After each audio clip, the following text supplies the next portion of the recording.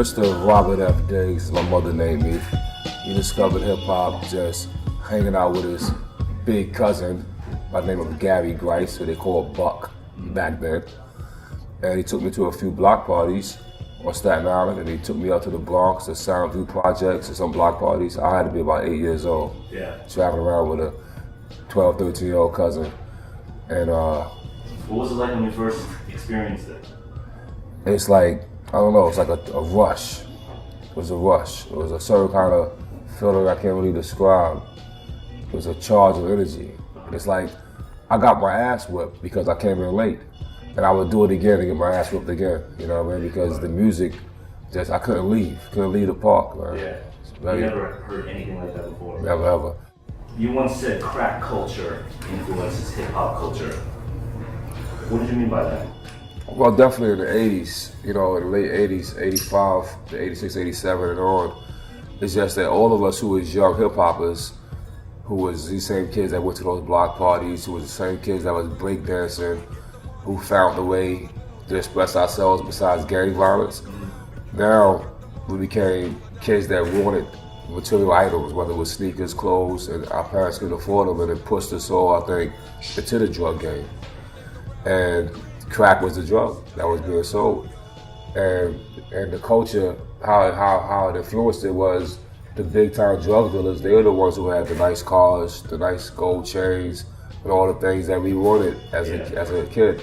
And when we became hip hop, you'll notice that the hip hop artists went and bought the gold chains and all the same clothes that we saw the drug dealers wear.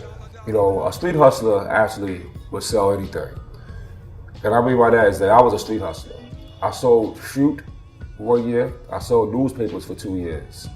I sold socks.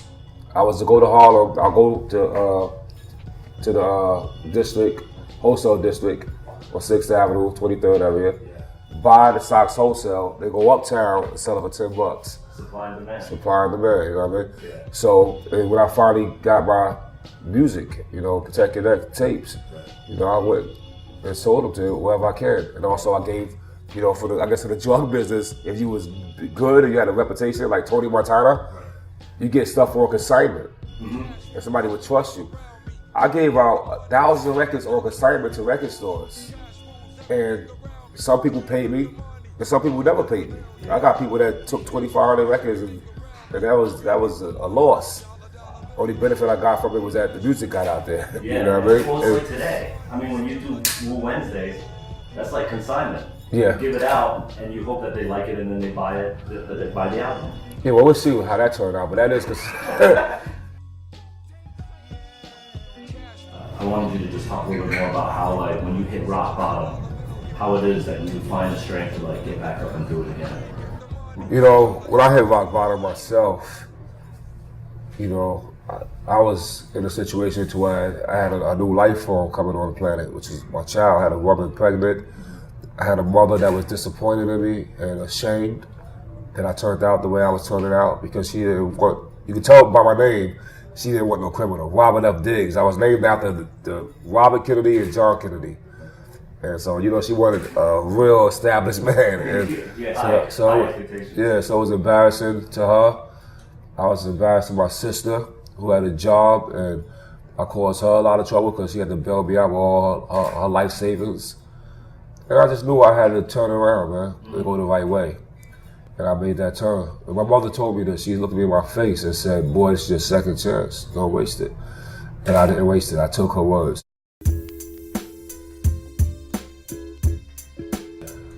One thing about, I like to add on to you is that nowadays, I invest into loss. Because through loss, we learn how to win.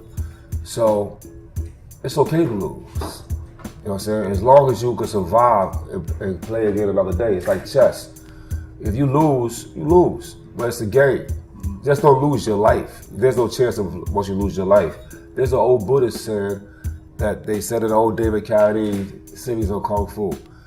It said, he who attacks must vanquish.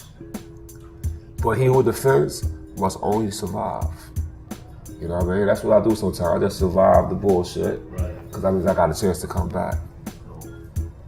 When you brought Wu together to make End of the 36 Chambers, right, and you finished it, I'm sure you were happy with the album, right? But did you know back then what it would mean to culture today? Yeah, this is going to sound very egotistic, but my answer to that question is yes. I knew for an actual fact that what I was doing was fresh, new, and powerful, and it was going to change. My exact words, if you go back and watch my old interviews, I would say something like this: Wu-Tang's going to sell platinum. And people will be like, yeah, but Hammer sold 10 million. I go, yeah, but if I sell 1 million, I'll do better than Hammer. I said, why? They said, why you say that? I said, because there'll be 1 million people that'll wake up instead of 10 million people that still kept sleep. You know what I mean? I believe that what we was doing was going to wake up a whole generation. You know what I mean? And it was a calculated equation. It wasn't a by chance. If you ever talk to other Wu-Tang members, they didn't hit the album until I finished it. I just laid it down and then... Yeah, I went in like a movie director and I had edited, changed it, hooked it up. And then it was like, boom, here's the album. Everybody was like, yo, it's beautiful. Wow. You know what I mean? So you talk about calculated as well, and like, you had this concept of a 5-year plan, which sounds like a businessman trying to write like a business plan. It was a foresight thing as well. After seeing and measuring the temperature of what was around me, the industry, I had a chance to enter the industry at the early age of 18 and been around great artists like Kane, Karis, Coogee Rap, all these guys and their companies, and seeing what they was doing and what they wasn't doing. I knew that if I was able to live out what I was thinking, that I would become number one. I told the plan to my crew, you know, which was really, to put it in a nutshell, give me 5 years of dictatorship and we'll be number one. Now, of course, we live in a democracy here. Democracy is what we try to spread around the world. But sometimes, only one man is the best knower. The name Noah himself goes back to Noah in the Bible. Nobody didn't know what Noah was talking about. He said they're building a boat. Even some of his sons didn't get on that boat. His friends thought he was crazy, but he knew something that was going to happen, and he prepared for it. That's how I felt with Wu-Tang. It's like I knew what I was doing, and I just needed everybody just to sit back and let me drive the bus. In my exact words, let me drive the bus. Don't ask me where we going. But in 5 years, I'll get us to number one. And we lived it out. Yeah. And then after that 5 years over, I went with democracy. You went to democracy? Yeah. Are you happy with the democracy? Yeah, well, happy with democracy only in the sense of they gave everybody else a chance for their own self-gratification. It jeopardized the group because, you know, a spear only pierces you at the tip of it. Everything else is pushing it. But when you start changing the force, there ain't nothing gonna happen. And that's what happened. We started taking opinions and started, you know, listening to what he thinks, what he thinks, and what he thinks. You know what I mean? And to me, that caused a big change. So now, I mean, because of that, the Wu, you see it in all different forms now. You see it in many different shapes and sizes. Yeah. Do you ever see anything that just makes you cringe? Oh, definitely. You know, there's a few buddies, you know, that grew up as my buddies that turned out to be guys I don't ever want to see again. Yeah. Because they took my brand and they sold it, undersold it, or they infringed on it because they know me, because they grew up with me, you know. You got some guys that's still in the criminal activities because they grew up with us and they get arrested and they say they Wu-Tang. And, you know, I had to come back to Staten Island 1 year and I have a lady cop friend who said that on the 120 precinct in Staten Island has 3 notorious street gangs that they're investigating. Blood, Crips, and Wu-Tang. And I'm like, Wu-Tang? Gang? It's a hip-hop group. But we have so many of us who've been incarcerated in the past. You know, we have a lot of fellas in my crew. 7 out of 9 of us are fellas. Yeah.